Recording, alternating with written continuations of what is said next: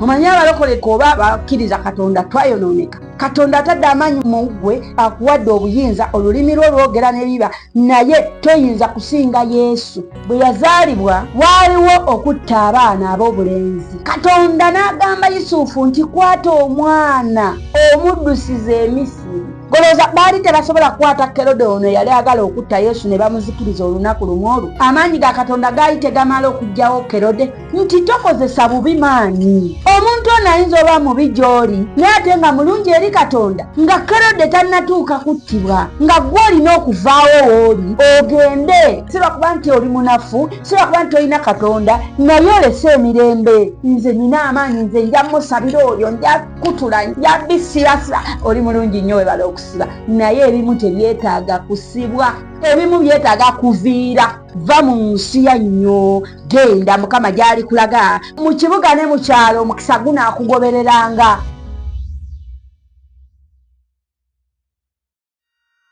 Mukama waffe yeebazibwe. Hello, yeebazibwe Mukama. Muli mutya abalabi, abasomi, abawuliriza? Wali oli nga afumba bw'awuliriza naye talaba, wabaawo oli ng'alaba ng'awuliriza nga n'omwoyo ataddeyo nga ne Bayibuli agiyina mu ngalo, bw'alaba akamukutteko ng'asazaawo.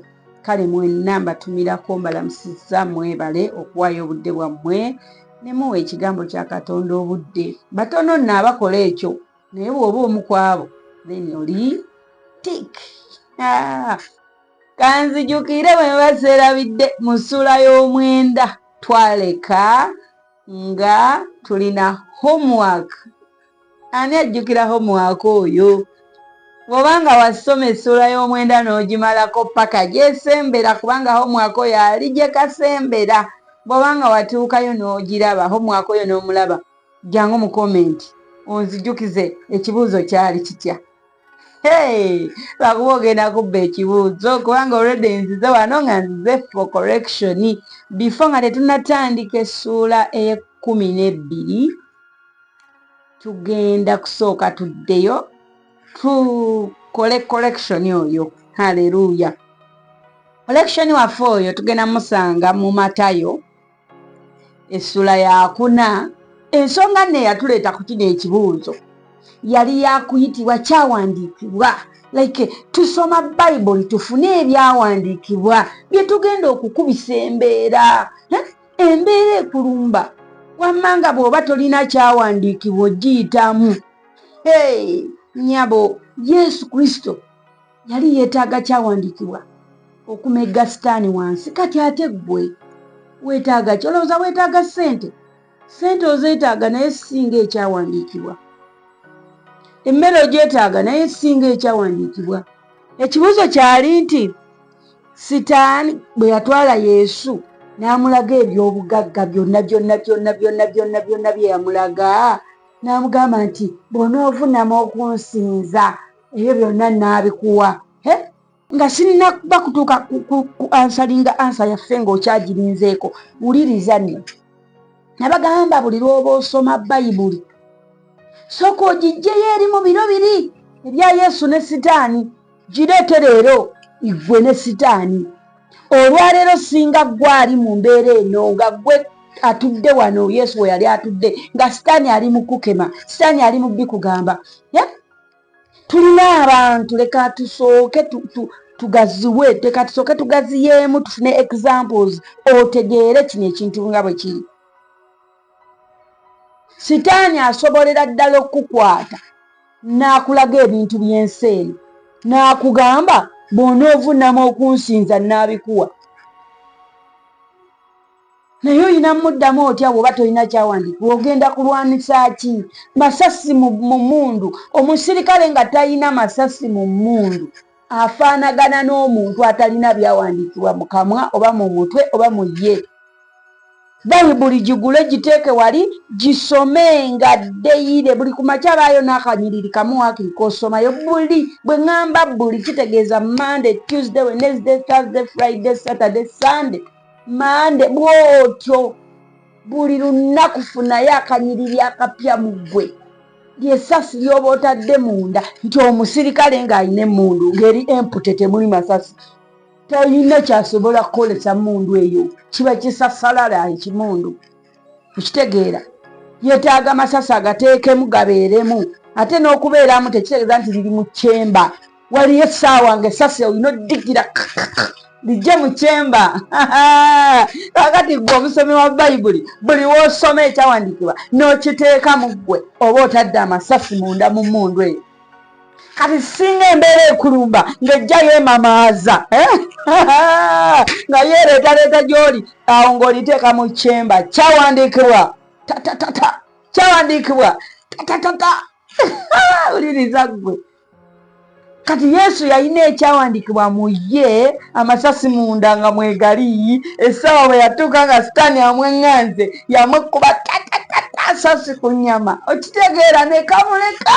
tugenda tutuukayo olabeyo nekamuleka nno teweerabira eno si yesula gye twaze okusoma naye tuli mu kuddamu kolekishoni w'ebibuuzo byaffe bye tujja tufuna mu buli ssuula okitegeera twali tulaba nti twali mu ssuula y'omwenda kino kye tuli mukola kiddamu ssuula ya mwenda waliyo equation ejja kugendayo gyesomere oba ogiraba essuula eyo yonna twafuna ekibuuzo ekyo nti Yesu kiki kye yaddamu sitaani nga sitaani amulaze obugagga bw'ensi amugamba vunnama onsinze mbikuwe mukwano gwange nno kati kankizze mu lulimi lw'ogenda otegeera nveeyo eyo yonna kireetera era owogenda okitegeerera njagala kugamba nti waliyo abantu nga bambi kanjogere nga yalokoka nga yategeera Katonda ng'era ayagala nnyo Katonda era nga muntu wa Katonda okitegeera naye kasitaani ne kamugamba ebbaala yiyo genda okole mu bbaala naawe bw'onookola mu bbaala ojja kufuna ssente ezigula olugoye ojja kufuna ssente ezigula engatto ojja kufuna ssente ezikulabirira Bayibuli egamba nti okutya Mukama kwe kukyawa ekibi toyinza kuŋŋamba nti Katonda omwenge tagwagala ate nze njagala nnyo Mukama ate nkole mwenge nedda olwo Mukama mba njawukanye naye sitaani alina ebintu byatuwa mu ngalo ng'atugamba bw'onoovunnama okunsinza ne bino naabikuwa mwenge mukudaza ekitamiiza omuleka nyina buli akyama olwekyo musirusiru njagala kugamba nti bw'omala otamiiza omutamiivu oyo akulabikira bulungi kubuuza bubuuza oluvannyuma lw'omutamiivu omuntu yazzeewo ng'ategeera bulungi n'amagezi gakola n'omukomanterera omwenge n'omupakira wamma n'omupakira kubanga oyagala ssente n'anywa n'azezengera yenna n'afuuka ekyennyala gwe kennyini nga naawe tosobola natuula naye ku ntebe tosobola tuula naye nga naye bamukuwa osule naye tosobola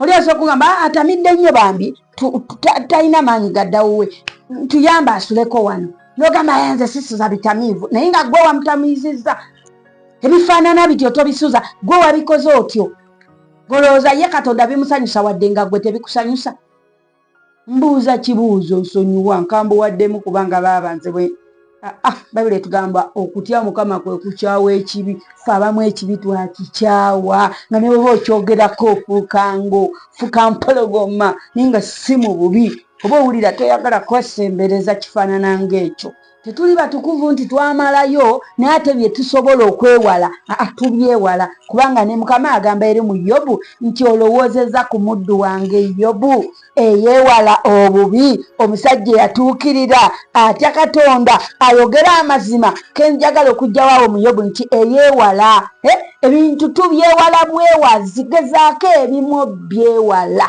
leka tugende ku Yesu obudde bwe yakuba sitaani n'amugamba nze tombulya bya bugaggaga si ya bulolo kasa kibanga sikusinza Katonda webale Mukama waffe yeebazibwe Matayo essula ya 4 olunyiri tuli ku lwa 8 ate setaani n'amutwala ku lusozi oluwanvu ennyo n'amulaga ensi z'abakabaka bonna abali mu nsi n'ekitiibwa kyazo n'amugamba nti ebyo byonna n'abikuwa bw'onoovunnama okunsinza. Biki sitaani byakusuubiza olw'okubanga ayagala omusinze? Tovunnamira sitaani, Katonda alina ebibyo.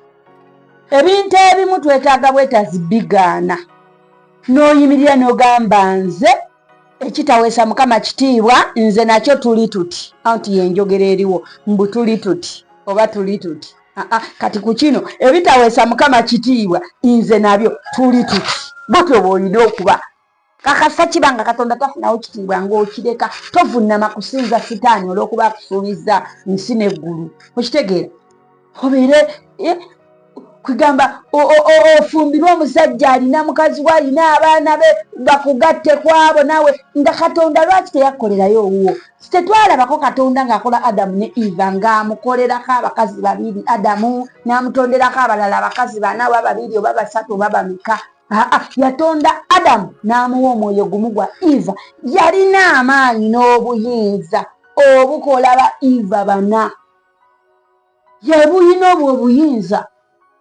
yali asobola okukola Adamu omu n'amusuulako ba Eva be bana ekyo ne kitukuza nga tutegedde Katonda ayagala babaire mu bufumbo abakazi tube bana ku musajja omu ekyo kyandibadde kito naye ggwe n'olw'okuba omusajja simanyi yazimba simanyi yeevuga simanyi ngenda kutuuka wali neevuge bwe ntuuka kweyo omusajja nze ngenda kuba birala byonna obireka ku nsi muganda wange kuno ku nsi kwe tubireka ebitumalamu so bwe nsoma Bayibuli nnambika okuba nti bw'onoovunnamu osinza sitaani n'abikuwa bikutwalawa yimirira mu maaso g'ebyo ebintu obigambe nti mukwano wadde kino wadde kiri wadde kiri kyawandiikibwa osinzanga Katonda omu era omwagaliranga ddala ngeri ki gy'osinza Katonda wo kwe kukola ebyo by'ayagala obujja bwokka bwe mulinaawe naawe kennyini okyewulira okimanyi oli omukazi tomwagala omwagala n'abaana be obaagala akale bwe kiba nti munnange nno kya mwoyo era nze era omusajja wange kale ye naye owulira bulungi nga genze wa mukyala mujja bw'oba nno towulira bulungi ne mujjawo bwatyo bwawulira kati bwe muba temuwulira bulungi lwaki muli mu mbeera eragoya buugi chapati ku caayi katogo ku muwogo mwevulugavuluga obukyayi obuli mu mmwe buboonoonesa okitegeera tolina bw'ogenda sinza bulungi Katonda nga tolina mirembe yimirira osabe Katonda akuwa emirembe akuwa ekintu ekikyo akuwa ebintu ebibyo buli kimu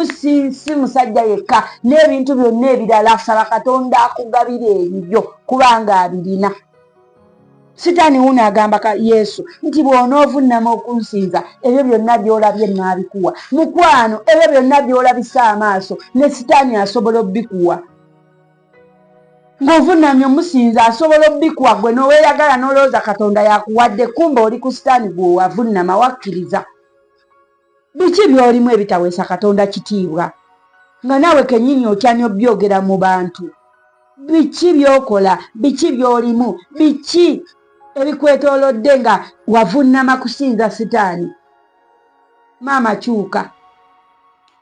kyuka tekiri wala nnyo okukyuka okudda eri Katonda tekiba wala it is just kukeera ku makya n'ogamba no Mukama sonyiwa osaasire obutali butuukirivu bwange nsaba kunsonyiwa osabire ddala okusonyiyibwa weenenye eri Katonda ate mu kwenenya obyekutuleko bw'aba musajja wa munno omute omugambe ssebo nkwegayiridde n'alokose akubuuze bulijjo toli mulokole omugambe nedda bulijjo sinnakyuka kati nakyuse n'alokose n'okukyuka n'enkyuka n'okutegera n'entegera kati mmanyi amazima okitegedde omugambe sikyagala kuvunnamira sitaani wadde olina ebirungi n'ebiki Katonda alingabirira ebyange oba akatono kakumale koolina haleluya kitiibwa kiddire Katonda bw'onooba okikoze ekyo ne weejjako ebyo byonna ebyajja kubanga nga wayaayaana kubanga ono Yesu singa sitaani bwe yamugamba nti bw'onoovunamu okunsinza ebyo byonna naabikuwa n'obwakabaka bwa Katonda tebwandibaddewo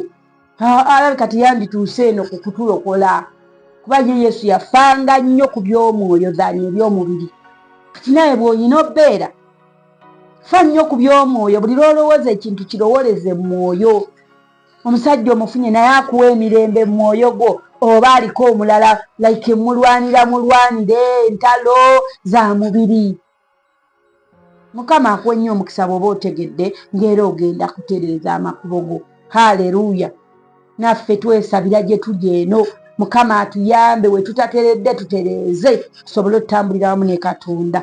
Amiina. Olunyiriro lwe-10. Awo Yesu n'amugamba nti, vaawo, genda Setaani, kubanga kyawandiikibwa nti osinzanga Mukama Katonda wo era omuweerezanga yekka. Buli kyogenda okweyingizaamu sooka omale okulowooza kirimu okusinza Katonda, kirimu okugulumiza Katonda, kirimu okutya Katonda. Ye Sitaani ye kyakola ajja n'akubika kateni n'akulaga ebyo byogenda ofunamu. Kyogwo omulimu ngufunye naye ngenda gufunamu kino. Okitegeera olaba kyogenda funamu. Kati ye Sitaani kyakola agamba bw'ononsinza ebyo byonna naabikuwa, akulaga bino byagenda kuwamu ekyo kyokola. Kati kikwetaagisa kubeera nga olina omwoyo wa Katonda mu ggwe nga muzito nnyo. Omanyi bino ebintu by'omwoyo n'omubiri nabyo kambyogereko. Yali alabye ku minzaani, kitwale nti eno ye minzaani. Kati guno gwe mubiri, guno gwe mwoyo. Gw'osalawo ki ky'ozitoya? Bw'osalawo okutambulira mwoyo nga buli byokola bya mwoyo, nga buli kyoyagala okukola ki, osooka kubuuza mwoyo wo, mwoyo wa Katonda mu ggwe. Twagamba Katonda yatuko essula esooka olunyiriri lwa 2:6-7 yakola omuntu mu kifaananyi kye. Omukazi n'omusajja bw'atyo bwe yatutonda fembi mu kifaananyi kya Katonda. Naye kiki kyayogerako? Omwoyo oli gwe yakola mu kifaananyi kya Katonda. Guno omubiri teyagukolako mu kifaananyi kya Katonda. Kati omubiri atuuka agujja mu ttaka, ogw'omukazi agujja mu lubiriizi, ayambaza gino emyoyo. Nakugamba nti olugoye ng'omubiri guno bwe gwambadde olugoye, bw'olwambulako bw'oti olaba omwoyo, manya omubiri. Kati n'omubiri bwe guvaawo olaba omwoyo. Wadde ng'omwoyo tosobola gulaba n'amaaso go. Naye mbadde kugamba nti singa oddira omubiri guno ne guba nga gwa kabi gwe gwogera nga ebintu by'okulya na kunywa bye bikuli ku mimwa, omubiri gujja ba waggulu. Buli kyolaba Sitaani kyaleeta oba aleese, vunamu nsinze nkuwe kino, vunamu nkole bw'oti. Tolina na budde bukebeza abantu oba balwadde ba siriimu opaala naye bupaazi. Naye omwoyo waaba ali waggulu ojja kusooka obuuzeeko ku by'omwoyo gambe olowooze gambe omusajja ono wadde alabika bulungi oba omukazi ono alabika bulungi anyirira amasamasa, naye kwegamba omwoyo gwo gukuyamba okubeera nga gulaba ebyebuziba. Omubiri gwo gulaba bulabi. Musajja angulidde essimu, ate essimu ya bbeeyi, onamaze onanina atwala kiwedde.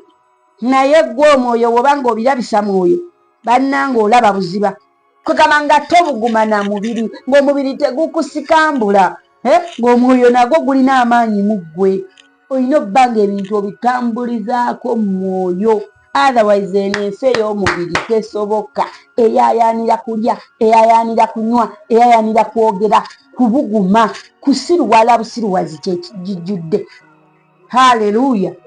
Fuba nnyo olabe ng'omwoyo wo ali walako, ng'ali muneneko. Muliisa ekigambo kya Katonda kubanga kye kimuyamba okubuguma. Katonda ayogera naffe ng'akozesa ekifaananyi kye kye yatutonderamu kyayogera nakyo.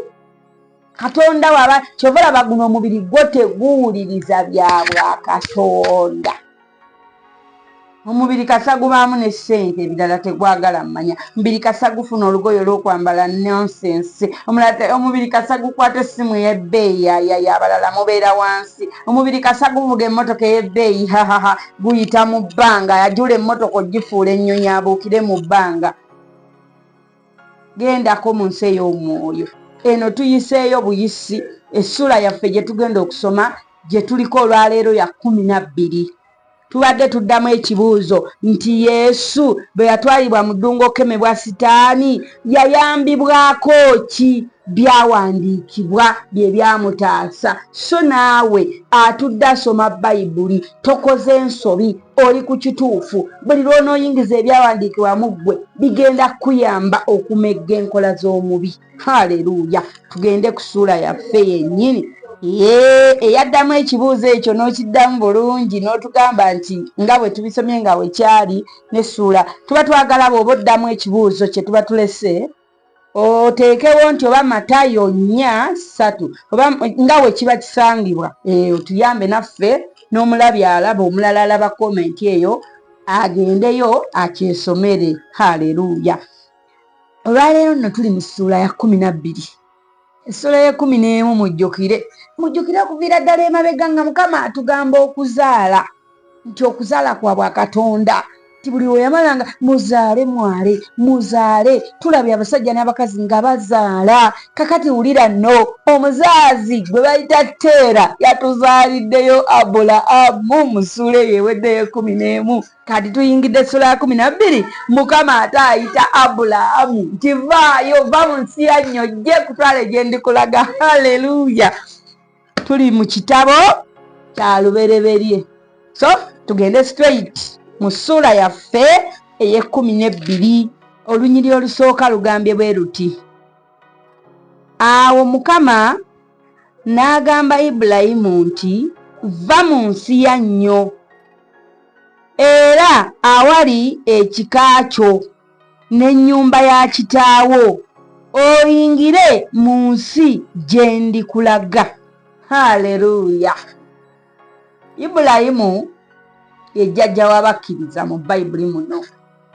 Ibulayimu ekimuyisa jjajja w'abakkiriza, buli Katonda kye yayogeranga Ibulayimu nga teyeebuuza ku bantu. Mukama bwe yamugambanga ppa nga naye akolerawo pu. Haleluya. Kye kimufuula jjajja w'abakkiriza nti Ibulayimu yali yakkiriza Katonda na buli kigambo ekiva eri Katonda. Tusaba amaanyi ago naffe Mukama ogatuwe, otuyambe okukkiriza ekigambo kyo, tukoole ekyo kitugamba mu linnya erya Yesu Mwana Katonda omulamu. Omuntu ono Mukama ayagala kumwawula, naye ndowooza talina bw'ajja kumwawula ng'olwedde ebimutataaganya bikyali bingi. Kati amugamba va mu nsi yannyo ne mu nnyumba ya kitaawo, oyingire gye ndikulaga. Katonda asobolera ddala okugamba nti vaawo awo, oba biveemu ebyo, oba weeyawulemu ebyo, nti bw'oba onoolokoka oweereze Katonda mu maanyi, waliwo by'olina okweyawulako. Kati simanyi oba biri mu nju ya kitaawo, oba biri mu nsi yannyo mwe wazaalirwa ku kyalo kyammwe, oba biriwa, oba mikwano, naye nkugambye Katonda bw'aba anaakukozesa mu maanyi akwawula ku bimu. Haleluya. Katonda asobolera ddala okugamba nti va mu ddiini y'ewammwe, tugaziyegaziyeemu, genda mu biki Katonda by'asobola okugobamu. Katonda asobola okugoba mu buli kimu. Nagamba awo vaawo, nkulabye ng'ate omukisa gwenjagala okuwa wano tegujja na kujaawo. Haleluya. Katonda asobola okugamba vaayo mu ddiini ya kitaawo, va mu ddiini ya jjajjaawo, va mu ddiini ya n'akujja mu ddiini gye wakuliramu, gye baakuzaaliramu, ng'alaba ebintu wagaana bitegeererayo, oba ng'alaba tojja bitegeererayo, n'akuyita eno mu bulokole, n'olokoka n'akukwata n'akwogeza eri amawanga. Ennyonyi n'ozirinnya ng'ogenze kwogera ku kigambo kye, buli kimu n'okikola mu linnya erya Yesu Omwana Katonda omulamu. Oliridda waawo w'oli. Katonda bw'owulira ng'akugamba nti vaawo, oba bizinensi gy'okola ng'olina ogikyusa ng'eyo teriimu mukisa gwo, ng'ovaawo. Katonda bw'aba anaakugaziya alina waakujja nti vaawo wano bwe nkugaziya tojja kumalayo, si wagazi bulungi kugaziya. Abaliwo tebakutegeera, Bayibuli tugamba nti Yesu teyakola byamagero bingi gye yazaalibwa kubanga tebaamukkiriza. Waliwo ebifo bye tubaamu ng'abalimu tebatukkirizzaamu, nga tebakkiriza bye tukola, nga kitaagisa Katonda okufuula omulala kukujjawo awo n'akutwala mu nsi ye gy'ali kufuulira omukisa. Kati kyekiri ku Ibulayimu. Katonda yamugamba vaawo, olina environment gy'olina okukyusa osobole okulaba omukisa gwa Mukama. N'okugenda ebuziba mu Katonda oweereza Katonda, weebuuza lwaki mpeereza Mukama naye sigenda wala, sibotola, kubanga n'emikwano egikwetoolodde olina ogikyusa. togenda kusobola kulokoka paka ng'okyusizza emikwano gyo nga girokose oba ng'okyusizza n'ofuna emikwano emirokole. Kubanga oba okola program kugenda mu overnight ng'ate emikwano gyo gikolera program kugenda mu bidongo. Kakati ate ogenda okulaba ng'omubiri gukusise nnyo, tuyogedde ku minzaani y'omubiri, ng'omubiri guwayampye ne akalimi k'omubiri ne kambuka nnyo wamma. Newekanga ng'omubiri gukusise ogenze nabo mu bidongo, gwe yandibasise n'obaleeta mu overnight. Okola program zo, olina okugenda mu conference ez'okusaba, olina okugenda mu kusinza, olina okugenda, olina program za mwoyo. Naye emikwano gy'olina gyonna gya mubiri. Mukama agambye vaawo, va mu nsi yannyo, va mu mikwano egyo. Mukama ogende gy'ali kulaga. Haleluya. Olunyiriri olwokubiri.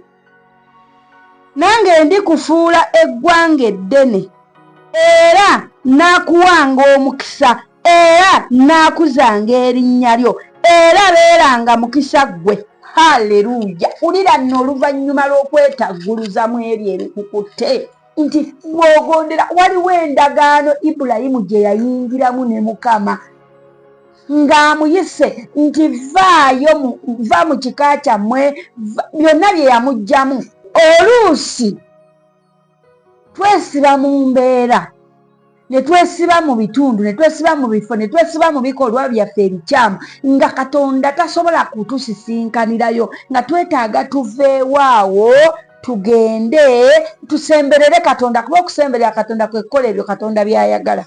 Buli lw'ogoberera Katonda waliwo endagaano gy'oba oyingiddemu nga yiyo na Katonda.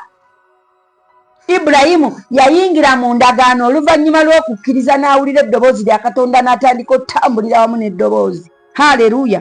Omanyi abalokole twayonooneka oba abakkiriza Katonda twayonooneka. Tubeera wali n'ogamba era nze n'ogulumira n'oyagala amaanyi ogakozese bubi. Katonda atadde amaanyi mu ggwe era akuwadde obuyinza, olulimi lwo lwogera ne biba, naye toyinza kusinga Yesu. Yesu Kristo omulaba bwe yazaalibwa, ojjukira bulungi, waaliwo okutta abaana ab'obulenzi. Nzijjukira bulungi oba ojjukira bulungi bw'oba wasomawo nti Kerode kabaka yali ayagala kutta Yesu. Katonda n'agamba Yusufu nti kwata omwana omuddusiza e Misiri. Ne baddusa Yesu okumuggya mu kitundu mwe yali, ne bamuddusa. Kati Katonda mu bwakatonda bwe n'alagira Yusufu badduse Yesu ku maanyi gaabwe ago gonna. Kiki kye baali baagala? Golooza baali tebasobola kukwata Kerode ono yali agala okutta Yesu ne bamuzikiriza olunaku lumu olwo? Amaanyi ga Katonda gaali tegamala okuggyawo Kerode? Gaali weegali ng'era gasobola. Naye kiki kye tuyigamu awo? Nti tokozesa bubi maanyi. Omuntu ono ayinza oba mubi gy'oli naye ate nga mulungi eri Katonda. Embeera eyinza oba nga mbi gy'oli naye ng'ate nnungi eri Katonda. Nga Kerode tannatuuka kuttibwa, nga ggwe olina okuvaawo wooli ogende, ng'eyo gy'ogenze si lwakuba nti oli munafu, si lwakuba nti olina Katonda, naye olese emirembe. Twandigambye muna amaanyi ga Katonda alagira bulagizi buli kimu kife, kikuyimirira mu maaso kitte, kigobe kimaleewo, naye weesibye abantu nawe wootalina mirembe kulwokuba weeyita nze nina amaanyi, nze nja musabira oyo, nja kutula, nja bisirasira. Oli mulungi nnyo webala okusiba, naye ebimu tebyetaaga kusibwa, ebimu byetaaga kuviira. Kugambye nti Yesu baamuddusa, kakati embeera ezimu zidduke, oyinza n'oba weweesibye tewali na mukisa gwo. Kerode baali basobola omunyigira mu ntebe mwe yali oba mu kayumba mwe yali ne bakasuula. Katonda yali asobola okukola Kerode ekintu kyonna ne bataddusaawo Yesu. Naye Katonda wa mirembe, Katonda wa mirembe, taagala ebyo. Naawe beera omuntu ow'emirembe. Nga bw'oyagala oyo aveewo, naawe osobola ovaawo ate emirembe ne gibaawo. Osobolera ddala akatundu ako kaviira n'ovaawo wesu, ate n'ogenda gy'olaze wamma n'oba n'omukisa ogusinga naawe w'obadde weesibye. So kigambye nti va mu nsi yannyo genda Mukama gyali kulaga. Bw'owulira nga kikwetaagisa ovaawo wooli vaawo senguka. Kituufu wala nnyo era tewagende kuba kyalo oba yonna wala nnyo naye gamba mu kyamateeka 28 agamba atya nti mu kibuga ne mu kyalo omukisa gunaakugobereranga. Yonna wa gy'ogenda okugenda gwe omukisa gugenda kugoberera erinnya lyo. Katugende ku lunyiriri olwokusatu. Nange nnaabawanga omukisa abanaakusabiranga ggwe omukisa, n'oyo anaakukolimiranga nnaamukolimiranga nze. Haleluya! Ne mu ggwe ebika byonna eby'omu nsi mwe biriweerwa omukisa. Haleluya! Nti n'abo abakusabira obubi Katonda abakolako. Ye y'aba avunaanyizibwa okulengera abakusabira obubi. Gwe tolina kweraliikirira. Ekikulu eyakuyita mulamu. Katonda eyakuyita bw'aba yakuyita kukola kintu kikole, tambula wamu ne Katonda wo, endagaano eri wakati wo ne Katonda wo ndalamu. Erimu okuba nti abakusabira ebikolimo ate Katonda abikubisaamu n'abikuwanga omukisa, wabula bba ababikusabidde n'abibaddiza ng'ekikolimo kyabwe.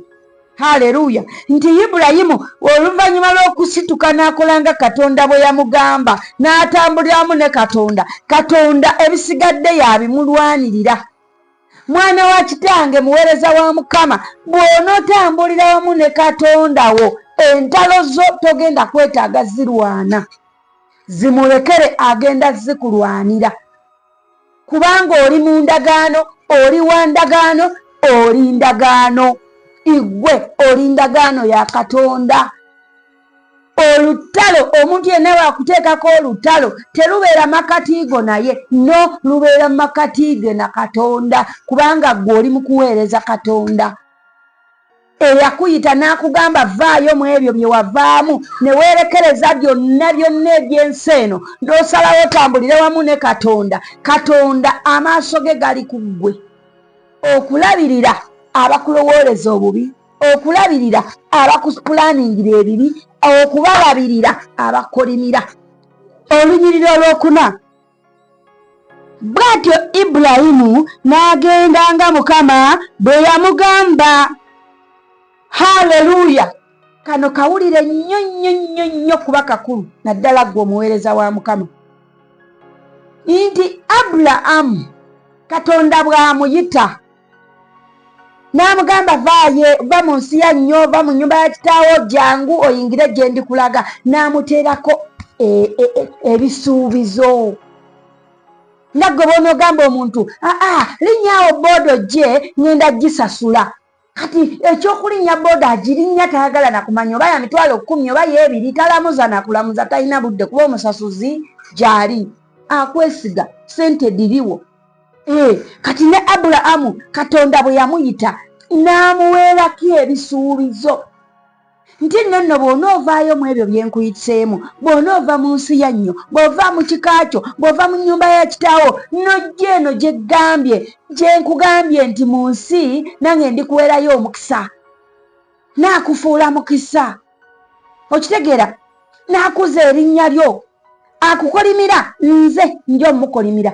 Anti owulidde oli nti linnya booda nze ngendo gisasula. Kati noono akukolimira mwene Katonda mwene yabeera jjo mukakasa ti oyo tebamukolimira. Anti asindika bikolimo oba malogo agenda okwekyusa ng'ozadde balongo.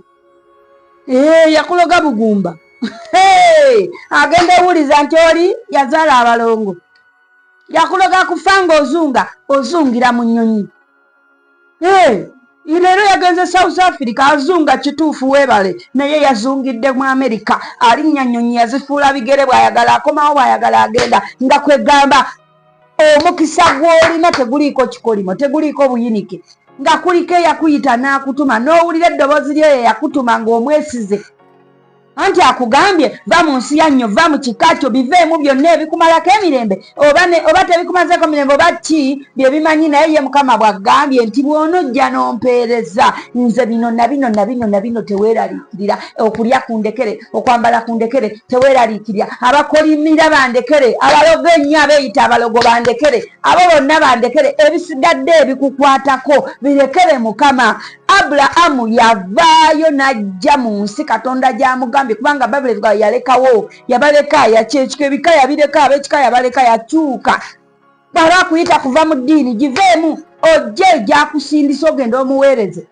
Omanyi waliwo amadiini agamu nga tegakkiriza simanyi omukazi tokwata ku Bayibuli gisoma simanyi tolinnya kituuti simanyi omusajja simanyi nga waliwo nnyo amateeka mangi okuweereza Mukama waliwo amateeka ag'okuyitamu mangi naye nga Mukama agamba situka byebiro byebiseera byange ompeereze ng'ate bw'onootandika otuule mu ddiini eyo ekusooka okugamba ate sooka agenda ku yunivasite mala yunivasite ate ojje ate buki ate kino na kino kuganga bakuyisa gye bakuyisa n'omwoyo n'akuvaako nga wasigala kwata kikwate anti baŋŋamba tukola tuti baŋŋamba n'afuuka baŋŋamba naye nga tulina omwoyo obutukuvu asobola okusomesa omuweereza wa Mukama n'aweereza mu maanyi neweebuuza ne gye yabisomera nga tomanyiyo wabula nga Katonda yamufukako amafuta ag'okumuweereza nga yamuwa omwoyo we aweereze. Kati Mukama simanyi ani gwayogera naye ayinza okuba ggwe nti akugamba biveemu ebyo byonna ebikusinga omuweereza jangu omuweereze toweetaliikirira mbw ate ngenda kulinnya booda ani agisasula gyali agenda ogisasula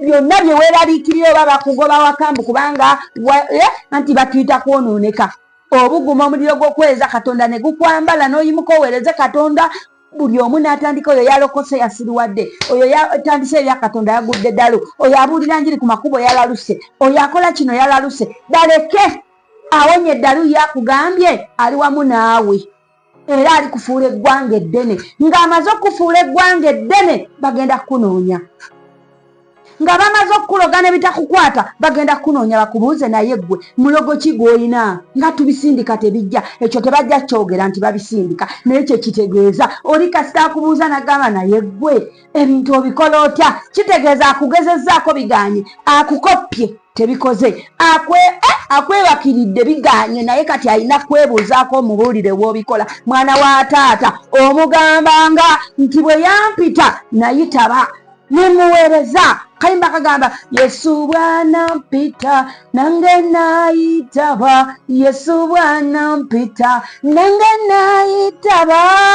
bwana mpita nange nayitaba nja kugenda kolele Mukama wama nja kugenda kolele nja kugenda kolele nja kugenda kolele Mukama. Abulahamu bwe baamuyita yayitaba. Olinda ky'okuyitaba Katonda manye eddoboozi waliwulira dda guno si gwe gusoose oteekwa kuba wawulira dda eddoboozi lya Katonda ng'alina byakugamba nti ebyo biveemu jangu nkufuula eggwanga eddene ebyo biveemu jangu olabe gye ndikulaga jangu kutukuze jangu ofuukwe omuweereza wange naye nga walindako naye leero nkugamba zuukuka golokoka yaka omusana gwo gumaze okuviirayo. Katonda waffe mwesigwa bw'aba yakuyita endagaano agikuuma. Leka tugende tusome Abulahamu olabe engeri gye yamukuumamu. Abulahamu yakolanga n'ekyejo n'akolamu ekyejo naye nga Mukama olw'okuba ali mu ndagaano ne Mukama nga Mukama amuteerawo ebizibu amulwanirira agaadinga. Tukkirire olabe olunyiriro lwokuna bw'atyo Abulahamu n'agenda nga Mukama bwe yamugamba ne Lutti n'agenda naye. Ibulaamu erinnya nno lwakuba nti bw'osoma Bayibuli eri mu maaso kyessaawa zino tumita jjajja wabakiriza Ibulayimu kati Ibulayimu yakwata wano mu katwe kange kati essaawa zino ayitibwa Ibulaamu erinnya liri Ibulaamu mwene suula akyayitibwa Ibulaamu. Mukama yamukyusa bukyusa erinnya maaso eyo lwakuba liri lye yamukyusa lyamukisa nange lye lyayingira mu mutwe gwange Ibulaamu. Naye tusome. Ibulaamu yali yakamaze emyaka 75 bwe yava mu Kalani. Wuliriza Ibulayimu oba Ibulaamu yali alina emyaka 75 nti Katonda yamuyitira ku myaka 75 n'amugamba jangu vaayo va mu busamize va mu bulogo. Sigamye nti bye biri wano naye ndi mukuwa example owulire nti Katonda asobola okuyita n'agamba tolireeti wadde okadiyidde mu malogo okadiyidde mu busamize okadiyidde eyo naye Mukama n'agamba vaayo biveemu. Toddawo n'ogamba kati ate nze emyaka gyonna ngimaze eno kati nera sikyalina kyenziza. Mukwano okyalina ky'osobola okuzza, osobola okulokoka n'okyukira ddala. Ate be wali oloze ne be wali osse na buli kye wali okoze ekiyitibwa ekibi ne kikusangulibwako n'ofuuka ekitonde ekijja. Bayibuli egamba bwe tulokoka tufuuka bitonde bijja. Haleluya! Osobola okufuuka ekitonde ekijja mu maaso ga Katonda. Vaayo eyo mu kufuuwa emmindi yonna ojja oweereze Katonda. Haleluya! Ibulayimu yava mu Kalani ng'alina emyaka 75. Kaakati munnaye gwe tonnaweza na myaka 4, 3, 5, 6 naye owoza nze nno nkuze sikyayinza kutandika bulamu bupya. Ne weesiba mu mpalana ez'ekyalo, ne weesiba mu mpalana z'ekika, ne weesiba mu mpalana. Wamawulire empalana bwe nzoogerako nzimanyi ky'oba olaba nnuma n'ogwewaggulu. Empalana nzimanyi. Empalana esobola okutta nga tonnatuusa. Empalana osobola n'okera ku makya n'ofumba emmere n'ekona n'ogamba gundi ampalana ky'ova olaba emmere yange ekonye. Yagiroze, emmere yange baagiroze n'ekona. Kumbe gwe tewagitaddemu muliro. Gwe empalana ogimanyi. Osobola okutandika obulamu obujja ku myaka gy'olina egyo. Osobola mukwano gwange, osobola okusinga okwesiba mu mpalana. Osobola okuvaawo awo n'obaako kyo n'okola ekipya. Otambuza mubiri naye omwoyo mufu lwa mpalana. Kugambye empalana esobola okutta nga tonnatuusa kufa. Haleluya! Olunyiriro olwokutaano.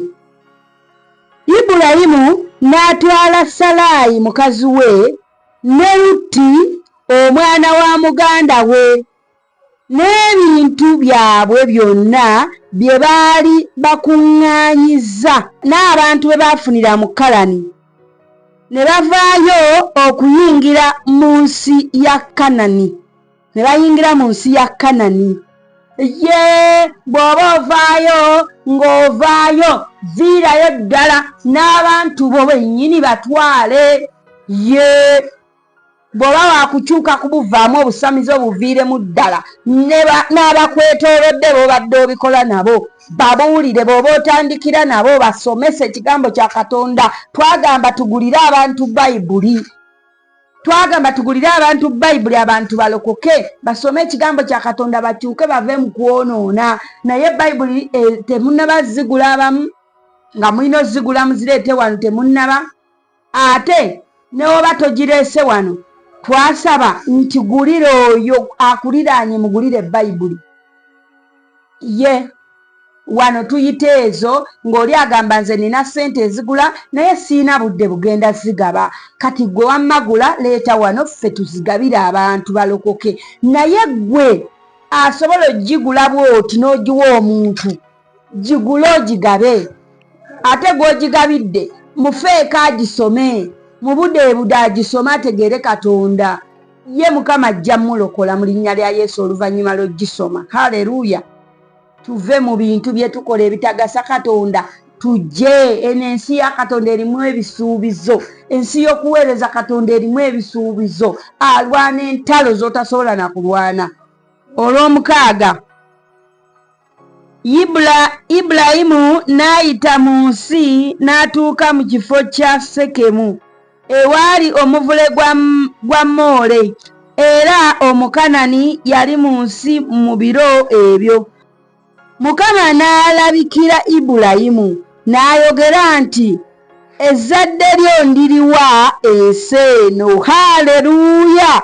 Olunyiriri olw'omusanvu. Nakugamba Bayibuli gy'osoma bw'ebanga yiyo n'osanga olunyiriri ne lukomako lunootingeko. kati bw'olabanga nootinga tolowooza nti ndi mu kugattamu byange mbisome nootingaako Mukama kempulira nga nkomezzaako. Oluyimba lw'omusanvu gwe luwulire lugambye nti Mukama n'alabikira Ibulayimu n'ayogera nti ezzadde lyo ndiriwa ensi eno. N'azimbira eyo ekyoto eri Mukama eyamulabikira. Haleluya! Olunyiriri olw'omunaana. N'avaayo n'agenda awali olusozi ku luuyi olw'ebuvanjuba olw'e Beseri. N'asimba eweema ye e Beseri nga kiri ku luuyi olw'ebugwanjuba ne Ayi ku luuyi olw'ebuvanjuba. N'azimbira eyo ekyoto eri Mukama n'akaabirira erinnya lya Mukama. Haleluya! Nti n'azimbira eyo ekyoto eri Mukama eyamulabikira. Owulidde? Wabula ate Ibulayimu ku kyoto okwo n'akaabirira Mukama. Haleluya! Tokoowanga okukaabirira Mukama mu buli mbeera. Tobeerangaawo n'ogamba nze namala Mukama yanfukako amafuta seetaaga mukaabirira. Mukaabirire mu buli kye weetaaga okuyamba. Mukaabirire mu buli we weetaaga okusitula. Mukaabirire buli we weetaaga. Yes, Katonda yalina bye twetaaga mu nsi eno. Agamba mu kigambo kye nti alina pulaani ennungi eri obulamu bwaffe. Atulinako pulaani ennungi. Bayibuli egamba nti Saala eyali omugumbooli, Saala n'akaabirira Mukama, Mukama n'ajjukira olubuto lwe lwe yaggalira. Abaana ba Isirayiri bwe baali e Misiri nga babonaabona bacojjenye bwe bakola batya, bagamba ne bakaabirira Mukama. Mukama n'awulira okukaaba kwabwe, n'ajjukira endagaano yaabwe gye yakola ne Ibulayimu. Mukama n'alyoka abatumira ani? Musa. So tokoowanga kukaabirira Mukama ye. So funayo akadde okuma ekyoto okaabirire Katondawo. Ku kyoto okwo ajja kuddamu okusaba kwo. Haleluya! Olunyiriri olw'omwenda. Ibulayimu n'atambula ng'akyakwata ekkubo ery'ebukiika obwa ddyo. Ne wagwa enjala mu nsi. Ibulayimu n'aserengeta mu Misiri okutuula omwo, kubanga enjala yali nnyingi mu nsi. Wulira ate Ibulayimu gye yalaga, enjala yakola ki? Yagwa mu nsi. So Katonda yayogedde ne Ibulayimu, ezzadde lyo ndiriwa ensi eno, onoobeeranga mukisa, n'akolimira abakolimira, naawe omukisa byonna byetuwulidde nga Katonda abiwaani Ibulayimu ng'abyogera abirangirira ku linnya lye. Naye ate wano tulaba Ibulayimu ti ate enjala n'egwa mu nsi eno gye yali ali, gye yalaga eno gy'ali, enjala n'ekola ki? N'egwa. So tolowooza mbu Katonda olugamba leero nti ogenda kuba wa mukisa. Omukisa era gwe tolina kusanga yadde akaserengeto yadde akasozi. Nedda ssebo, beera n'amaaso go n'omwoyo gwo ogujjukira nti nze Katonda yagamba teri kijja kunsiraanya. Kikubeere mu mutwe gwe, kinyweze bunyweze. Ebya Mukama babitwala na kuwaguza na kunyweza ndagaano. Tova mu ndagaano. Ibulayimu wuno tumulaba wano waali ate enjala egudde mu nsi mwali, ate nga wali emabega tulabye bamulangiriddeko omukisa munene nnyo, tetumusuubira kulumwa na njala. Abaana b'abantu bwetto bwe tuli, olw'okuba ndi mulokole, olw'okuba nsinza Katonda, anti nze nsomesa Bayibuli, anti nze nsoma Bayibuli, anti ndi muweereza wa Mukama w'amaanyi, nze kino tekirina kuntuukako. Obadde ki? Nedda ssebo, wa Mukama obudde, muleke akole. Muleke akole nga ye okwagala kwe bwe kukola ki? Kubanga okwagala kwe si kubi gy'oli. Eyo enjala naye eyinza okujja naye ng'ezze kusomesa ti bw'osula. Omanyi abantu abamu, kaŋŋendeko wano mu byensi. Abantu abamu tusomera mu mbeera. Kwe kubamu akafaananyi. Bakedde ku makya ozadde omwana. Omwana ono akuze tamanyi nnaku obulamu bwe bwonna talabangako na ku kantu konna nga kamukaabya yaliwo okuseka busesi nga takaabangako talumwangako tavumwangako kabaka atambula nga mumbeji tali nayo kubanga bw'abaayo abakisasalala era obaayo mukwano noonya kubikukaabya kubanga mu maziga mulimu okuyiga waleti etaliimu ssente ekuyigiriza kaŋŋamba olunaku lumu lw'osiibye enjala lusobola okusomesa ebbanga lye wamala mu ssomero by'otaasomayo. Eno ensi ya Katonda n'okujula kwayo. Haleluya. Ate Bayibuli egamba nti alina pulaani ennungi eri obulamu bwaffe. Ono pulaana bw'aleeta enjala mu bulamu bwo oba bw'aleeta embeera yonna gy'otategeera mu bulamu bwo tekitegeeza nti tali wamu naawe, tekitegeeza nti bye yayogera abyerabidde, tekitegeeza nti Katonda kati oyo amuvuddeko enjala olaba emulumye Katonda yali alimba. Nedda mukwano, Katonda waffe talimba. Haleluya. Katonda waffe talimba, w'amaanyi, byayogera abituukiriza, ye Katonda ow'endagaano, talina kyeyayogera nga tekiibe ku bulamu bwo. Haleluya. Sometimes nze nyina n'enjogera yange egamba nti ebintu ebimu bye tulabanga ebitali birungi mu bulamu tubyetaaga bwetaazi. Omanyi ekyetaago? Manyi bwe bitya ku makya omusawo n'agamba weetaaga okunywa amazzi oyoze ensigo, weetaaga olugoye oyambale, okitegeera nti waliwo ebintu nga tubyetaaga. Njagala kugamba nti omuntu atalidde addamuko ku magezi. Oddamu amagezi. Omanyi lwaki? Omuntu afumba emmere n'ajjuza ennyumba ye ne kasasiro we ng'abeera ajjuddeko nnyama, muceere, enkoko, omuntu oyo talina magezi. Nkiddemu omuntu era oba ogwa mweno kategore wejjeeyo mangu. Bw'obanga ofumba emmere entamu yo ng'ejjudde ofumbiramu ne gy'otaalye kubanga olina nnyingi ne ssente muyina nnyingi ezisobola okugula ebirala, kati gwe tonnayiga, tonnasoma, tomanyi kyekitegeeza. Kyegambye nti eno enjala gye tusomyeko egudde ku ono oba olumu esaanye n'egwako muffe. Enjala bw'eneekulumamu n'ekukommontamu olunaku lumu lw'ojja otegeera nti eyo emmere gy'oyiwa kasasiro waliyo abasula enjala abagyetaaga, n'otandika mu kifo ky'ogifumba ogyonoone n'ogitikka n'ogigabira abayina ogirya. Amagezi gajje ku nze kati kankusomeseemu. Eyo emmere bw'oba okedde kufumba bw'ato ofumba emmere ebamala mu nnyumba. Kangezo olina omwami gyavudde ku safaari aleese amakota g'amatooke, ennyumba ejjudde gengera. Amenvu muyina musuula, ennyige musuula, gye mutadde ku kyoto temumanyi bamunaagirya, buli omu talina appetite kubanga n'ebikefusi bijjudde mu nju. Mukwano, kwata ku mmere eyo gy'olina, gy'oyita ennyingi, ogabire abasula enjala. Ogabire abasula enjala kubanga gyebali. Gyebali togenda bambuuza omanyi gye bali, oba tomanyi gye bali weebuuze kubakuliraanye awo babamanyi gye bali. Oba tomanyi gye bali, kale kuba ku ssimu yange eyo nze ŋŋenda kulagirira gye bali.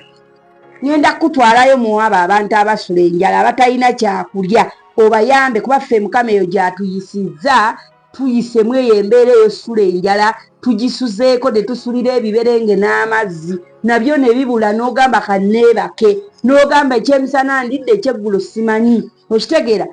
Obwo obulamu tubuyiseemu tubumanyi, tusabira mmwe abatabuliimu nga Katonda teyabukulagaako, gabira bambi abantu mpaka Katonda nga tannakulagako we bufaanana. Otherwise ogiyiwayiwa naye luyinza okya ku makya nga tokyayina yakuyiwa, nga we yali eva bagaddewo.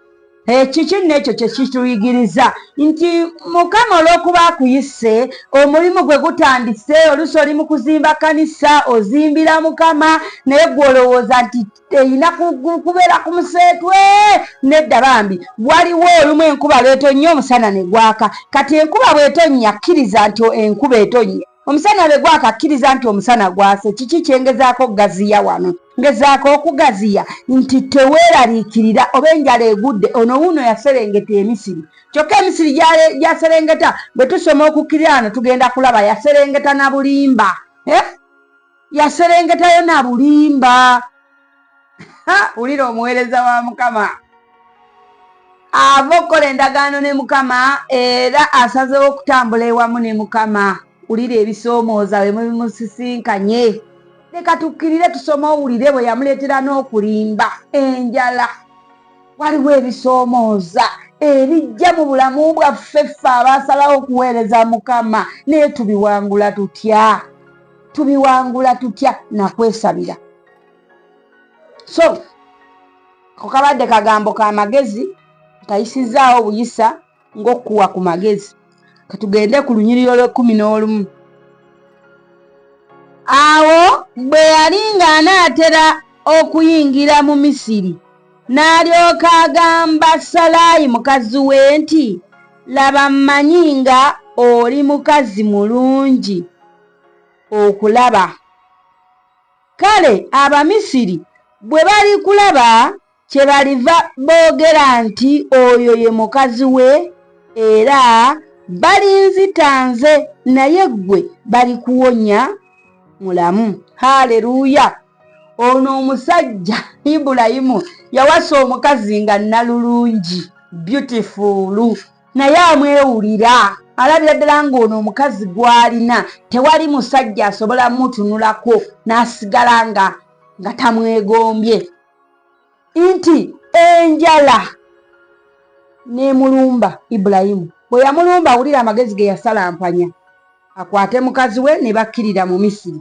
Baserengeta Emisiri ekyabakulembera bulimba. Bulimba kubanga yagamba mukazi we nti gwe Saala, laba oli mukazi mulungi okutunuulira, buli akutunulako alaba omukazi omulungi. Ti bwe bali kulaba ne bakwegomba ne bagamba oyo ye bbaawe, tumutte tusobole okufuna Saala. Kati onkolanga bulungi bw'oti n'osooka obalimba ti nze ndi mwannyoko, ndaba ebirungi ku lulwo. Owulira okwesalirasalira amagezi ne gava, amagezi ago agakujja mu maaso ga Katonda. Oliko endagaano, Mukama yakuyita, oli muweereza, naye ago amagezi ge twesalirasalira ge gatuleetera abantu bano abatannalokoka okutulaba ng'aboonoonyi. Babire tugamba tuli munnyo gwa nsi, yeffe musana gw'ensi, yeffe kitangaala kya nsi. Kati omuntu atannalokoka bw'atunuulira ggwe, nagambye ggwe Ibulayimu, bw'akutunuulira ggwe Ibulayimu ng'okutte mukazi wo ku mukono, muserengeta Emisiri olw'okuba waliyo emmere, temukomye okwo, mukulembeza obulimba mmwe abalokole abaalokoka edda, okulembeza obulimba. Nti anti bwe tutuukayo bagambe nti nze ndi mwannyoko, tulabe ebirungi. Ku lw'okuba oyagala okulya, owulira emmere y'ekizibu ky'essaawa zino, ebya Katonda osoose biteeka mu kakabada n'osibako n'ekkufulu, onoobiraba oluvannyuma. Mukwano ekyo si kirungi. Bw'oba osazeewo serengeta Misiri, serengeta ne Katonda wo. Ye ono ye mukyala wange nze bbaawe, twalokoka tuli balokole, tulina babuulizi ba njiri.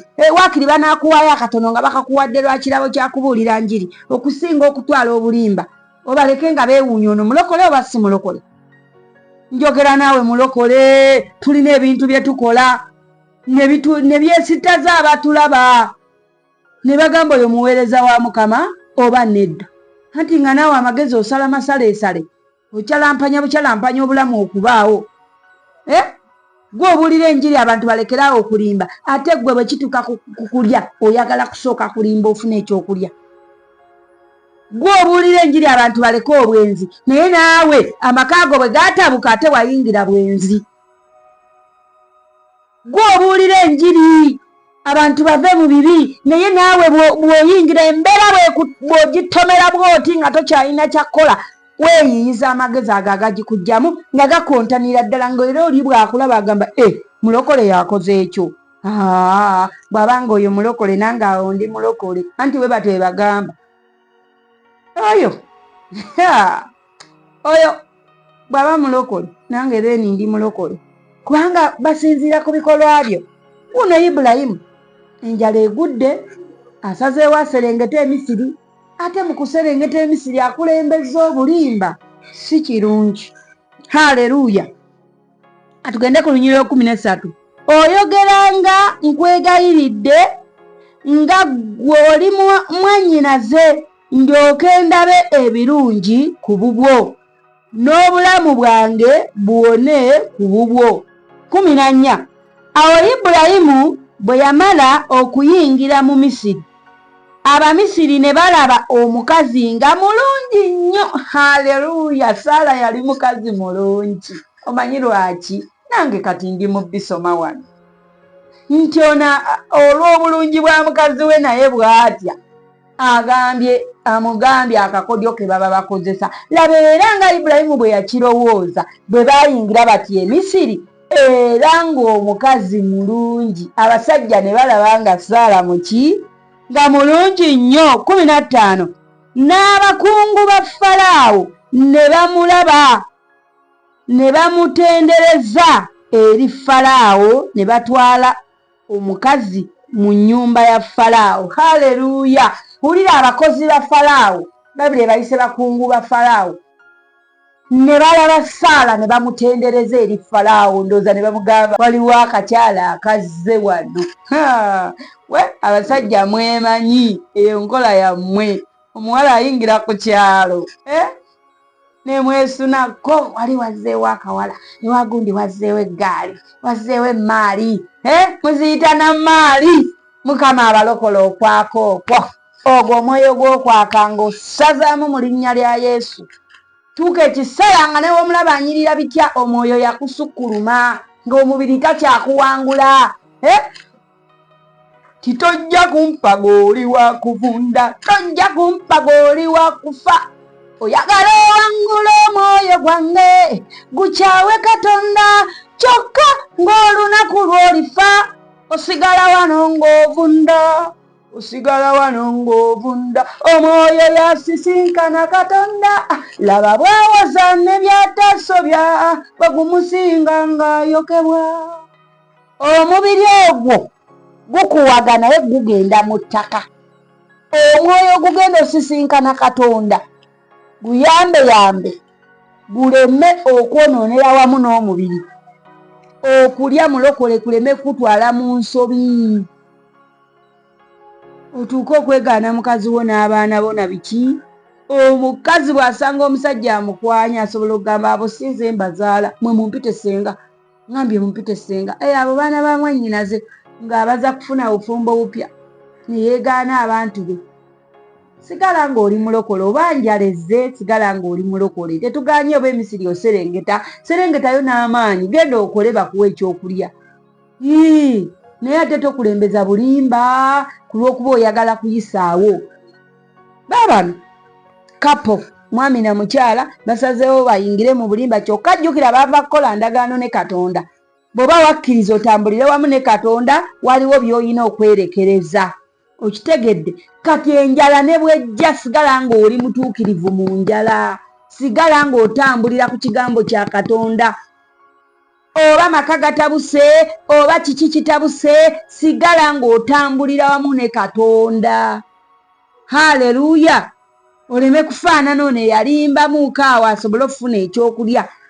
Era fayini ebyokulya baabifuna, naye obulimba era Katonda yamala n'abubaanikako, wadde yabwanika alwanirira muweereza we, kubanga awo nawo nabadde mbuuza Mukama lwaki Ibulayimu yakola ensobi eno n'alimba Abamisiri nti ono si mukazi we, kati ate ne bamutwala. Kati ate bwe wajja ate era Ibulayimu ye tewamunenyaako, wanenya bali.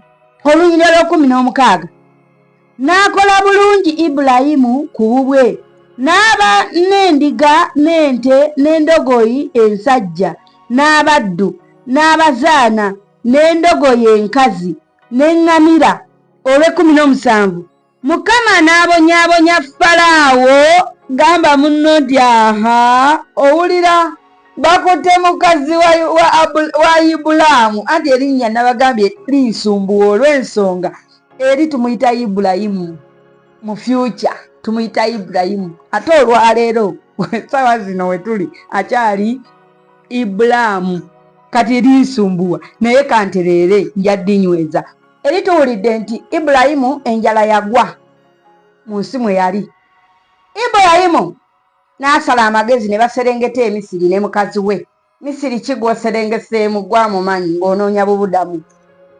Bwe batuuka eyo ne bakulembeza obulimba nti Saala si mukazi wa Ibulayimu banoonya okulya omwoyo w'okulya gamba muno omwoyo w'okulya oli yamuweesaayo ebyobugagga ku lwakagoyo kati ono owulira awaddeyo mukazi we lwa njala. Njala biki byekuweesezzaayo ebintu byo n'obiwaayo ku lw'enjala munange obeewo. Naye wulira olutalo kati lwe tulimu. Ibulayimu mukazi we bamukoze eki? Bamututte. Kati wulira nno omutabaganya bwe yatuuka 17 Mukama n'abonyaabonya Falaawo n'ennyumba ye n'ebibonyoobonyo ebikulu olwa Salaayi mukazi waani wa Ibulayimu. Ibulayimu yeewereddeyo mukazi we mu bulimba. Fenga ensi abalabi essaawa zino osobola n'okugamba Ibulayimu awo ye yali omukyamu. Katonda yandise n'abonerezaamu Ibulayimu waakiri. Katonda kale Falaawo fayini naye baamuwa ekibonerezo. Naye ne Ibulayimu yandifunye ku kibonerezo kubanga eyo y'enjogera y'abantu era y'endowooza y'abantu nga basanze omuweereza wa Mukama alina kyakoze ekibi. Oyo Mukama yandimugye ku kituuti, Mukama yandimulwaziza ebirwadde, oyo yandibadde takyabuulira na kigambo, oyo talina byakola kati mu Mukama twakowa twamuyiwa era oyo nze takyambuulira njiri n'ennyingira. Be bantu bwe tutyo. Oyo nza okusinzira bye mumanyiiko. Oyo yagenda e Misiri n'alimba mukazi we mbusi mukazi we. Tusuubira Mukama okujja n'agamba gwe Ibulayimu lwaki walimbye lwaki biki n'akuba Ibulayimu naye nange nabadde kyensuubira. Ngamugamba Mukama omuweerezaawo n'akola ensobi ate noonenya abalala lwaki? Mukama yaŋŋambye gwe nnyabo muzaala abaana bammwe ne mubawolereza okuva ku A paka ku B. Bw'osanga abaana balwana buzannya bulwana bukaaba osooka kukwata kako n'okasitula n'okagamba Junior obadde ki? Kakugamba mami bankubye n'odda mu kisenge n'omugamba naye gwe gundi tereera naye nga wano okoze eki mu bantu tomudiisinze tomusudde oli ye wange ye wuwo. Nambuuza bwe mubanga mmwe ekyo musobola okukikola? Nze sisobola kukikola ku muweereza wange Ibulayimu gwe nakola naye endagaano. Ne mugamba osobola taata kola. Era nabadde nnoonya Mukama ku lw'essuula eno bingi bye nayize nti tetulina kusonga ngalo mu baweereza be. Tetulina. Tujja kulimba bajjaaji, twefuula bajjaaji ne tujajinga buli kaguddewo naye Mukama si bw'atyo bw'alaba nga buffe bwe tulaba. Asobolera ddala okuwolereza omuweereza we kyokka ng'omuweereza oyo yennyini ali mu nsobi ng'abantu balaba nsobi nga ne Mukama ensobi agirabye. Kiki ekireetedde Falaawo okubonaabona? Ngambira munnaku liraanye nti endagaano. Omuweereza ono Ibulayimu oba Ibulaamu oba Abulaamu. Abulaamu jjukira nga aliko endagaano ya Katonda nga ggwe bwe wakola endagaano ne Mukama ng'ogamba nti osazeewo olwaleero nga bwe twatula mugimanyi endagaano gye tukola. Kati Ibulayimu ali mu ndagaano ne Katonda eri gye twawulira emabega ng'amugamba nti ali kukolimira ndi mukolimira, ali kusabiranga omukisa ndimuwa omukisa, beera mukisa. Kati ekintu kyonna ekikwata ku Ibulayimu kikwata ku Katonda. Kati wadde Ibulayimu yakolamu ensobi eyo ey'okulimba nti Saala si mukazi we, naye ekyo tekimenya ndagaano ya Katonda na Ibulayimu. Ibulayimu yali musajja wa ndagaano. Katonda yali yamuteekako endagaano ate nga si Ibulayimu yekka wabula abaweereza ba Mukama baliko endagaano ya Katonda. Katonda gy'atasobola kumenya mbu kulwokuba. Kankuwe example. Abakyalo b'abaami abafumbo nga muwezezza emyaka nga 20 n'okudda waggulu mu bufumbo, kino mmwe musobola okukijulira nti waliwo omuntu ono nga mwasalawo okubeera mwenna naye sigamba nti kuva lwe mwatandika okuba mwenna paka olwaleero nti birungi byereere. Nedda, mubaamu lwakusobya oba naawe n'omusobya ne musonyiwagana. Kati ne bino ebya Mukama kasita okola naye endagaano tinze Betty mu linnya nsazeewo okulokoka naaweerezanga Katonda wange yekka, sijja weereza misambwa, sijja weereza mizimu, ne weekutula mu ndagaano zonna n'oyingira mu ndagaano gwe ne Katonda wo.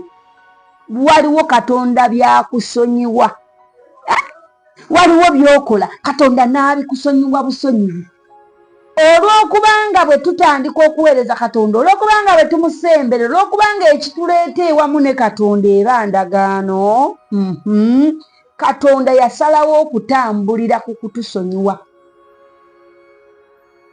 Okusonyiwa kwe kusigala nga kutuwaniridde.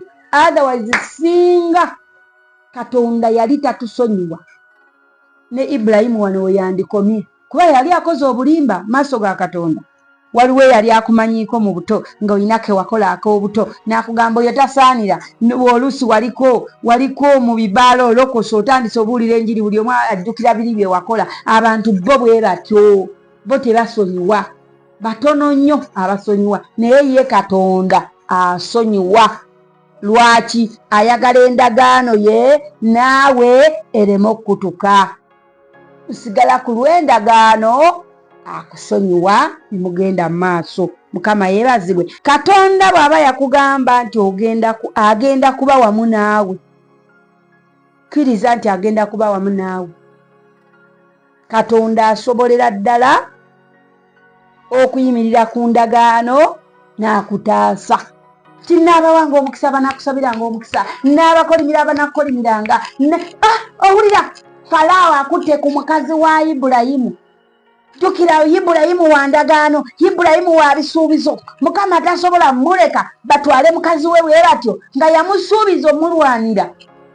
Biki Katonda byakusuubiza okulwaniramu? Togenda kwerwanirira, naye Katonda alaba ewala, Katonda agenda ebuziba, Katonda nannyini ggulu n'ensi. Oyo akola mu kyama yayingira mu nju ya Falaawo n'agiwa ebibonyoobonyo. Uliriza ggwe abalina ebibyo baleke emikono gya Mukama, balekere backup yaffe eri. Bw'abanga Mukama ye yakutuma, bw'abanga otambula ne Katonda wo, gwe sirika, osirikire. Funo Ibulayimu yasirikidde, omukazi bamuwanyewanye, bamukute bamutwalidde Falaawo. Tebamanyi kye batwala, baleke tebamanyi kye batwala, batwala ssanduuko ey'endagaano. Ani yasoma ku ssanduuko ey'endagaano? Genda mu Samwiri ekisooka osome ku kye bayita ssanduuko ey'endagaano. Ebintu byo biringa ssanduuko ya Mukama ey'endagaano, tewali ayinza bikwatako n'akakkana. Olunyiriri lwa 18. Falaawo n'ayita Ibulayimu n'ayogera nti kino kiki ky'onkoze? Kiki ekyakulobera okumbuulira nga ye mukazi wo? Kiki ekyakwogeza nti ye mwannyinaze? Nange n'okutwala ne mutwala okuba mukazi wange.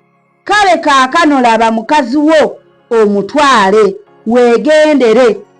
Lunyiriri lwa 19. Owulidde? Falaawo n'ayita Ibulayimu n'amugamba kiki kino ky'onkoze? Kiki kino ky'onkoze? Lwaki wannimba? Lwaki tewatugamba nti salayi mukazi wo? Tebakyogeddeeko?